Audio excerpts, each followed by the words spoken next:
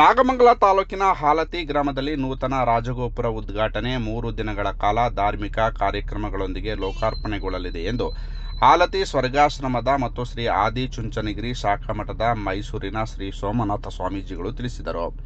ಹಾಲತಿ ಗ್ರಾಮದಲ್ಲಿ ಪತ್ರಿಕಾಗೋಷ್ಠಿಯನ್ನು ಉದ್ದೇಶಿಸಿ ಮಾತನಾಡುತ್ತಾ, ಕಾರ್ಯಕ್ರಮ ದಿನಾಂಕ 11/2 ಬುಧವಾರ ಗಂಗಾ ಪೂಜೆ, ಗಣಪತಿ ಪೂಜೆಯೊಂದಿಗೆ ಮುಂಜಾನೆ ಪ್ರಾರಂಭಗೊಂಡು ಹಲವಾರು ಪೂಜೆಗಳೊಂದಿಗೆ ಮುಕ್ತಾಯವಾಗುತ್ತದೆ. 12/2 ಗುರುವಾರ ಮತ್ತೆ ಗಣಪತಿ ಪೂಜೆಯೊಂದಿಗೆ ಮಹಾಮಂಗಳಾರತಿ, ಸಂಜೆ 4 ಗಂಟೆಗೆ ಗ್ರಾಮ ದೇವತೆಗಳ ಆಗಮನದೊಂದಿಗೆ ವೇದ ಪಾರಾಯಣ, ಮಾಲಾ ಮಂತ್ರ ಹೋಮಗಳೊಂದಿಗೆ ಅಷ್ಟಾವಧಾನ ಸೇವೆ ನಡೆದು ಆ ದಿನ ಮಾಜಿ ಶಾಸಕ ಸುರೇಶ್ ಗೌಡ ಮತ್ತಿತರರು ಭಾಗವಹಿಸಲಿದ್ದಾರೆ.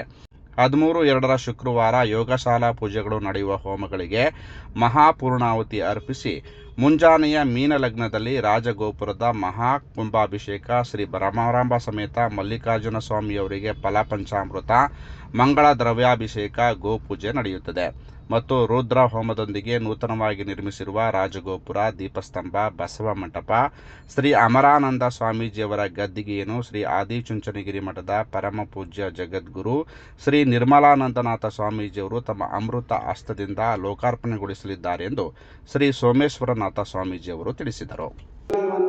ಮತ್ತೆ ಆ ಮಲ್ಲಿಕಾರ್ಜುನ ಸ್ವಾಮಿಯನ್ನ ಈ ನಾಡಿಗೆ ಪರಿಚಯಿಸುವಂತ ಒಂದು ಕೆಲಸವನ್ನು ಆಗಬೇಕು ಅಂತ ಹೇಳಿ ಪೂಜ್ಯರು ಅವರು ನಿರ್ಧಾರ ಮಾಡಿದ್ರು. ಅವರ ಆದೇಶದಂತೆ ಇವತ್ತು ಮಲ್ಲಿಕಾರ್ಜುನ ಸ್ವಾಮಿಯ ದೇವಾಲಯ ಕಳೆದ 2 ವರ್ಷಗಳ ಹಿಂದೆ ಪ್ರತಿಷ್ಠಾಪನೆ ಆಯಿತು.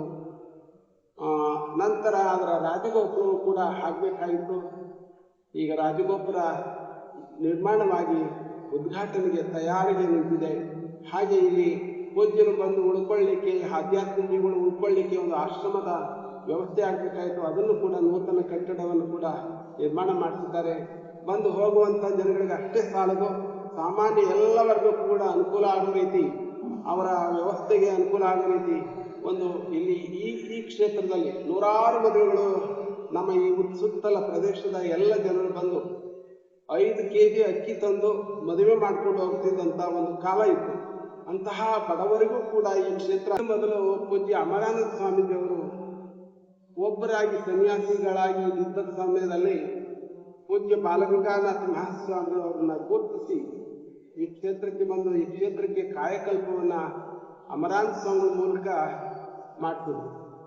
ಒಂದು ಪ್ರಾರ್ಥನಾ ಮಂದಿರವನ್ನ ಹಾಗೆ ಆಶ್ರಮವನ್ನ ನಿರ್ಮಾಣ ಮಾಡಲಿಕ್ಕೆ ಪೂಜ್ಯರು ಬಾಲಗಂಗಾಧರ ಸ್ವಾಮೀಜಿಯವರು ಅವರಿಗೆ ಬೆನ್ನೆಲುಬಾಗಿ ನಿಂತ್ಕೊಂಡು ಸಹಕಾರವನ್ನು ನೀಡಿದ್ರು.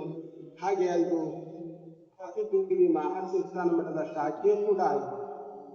ನಂತರ ದಿನಗಳಲ್ಲಿ ನನಗೆ ಜವಾಬ್ದಾರಿಯನ್ನು ಕೊಟ್ಟ ನಂತರ ಪೂಜ್ಯ ನಿರ್ಮಲಾನಂದ ಸ್ವಾಮಿಗಳವರು ಮುಕ್ತ ಹಸ್ತವಾಗಿ ನನ್ನನ್ನು ಇಲ್ಲಿ ಒಂದು ಒಳ್ಳೆ ದಿವ್ಯ ಕ್ಷೇತ್ರವನ್ನ ನಿರ್ಮಾಣ ಮಾಡಬೇಕು, ಇದು ಮುಂದೊಂದು ದೊಡ್ಡ ಒಳ್ಳೆಯ ಕ್ಷೇತ್ರವಾಗಿ ಬೆಳೀತದೆ. ಯಾಕೆ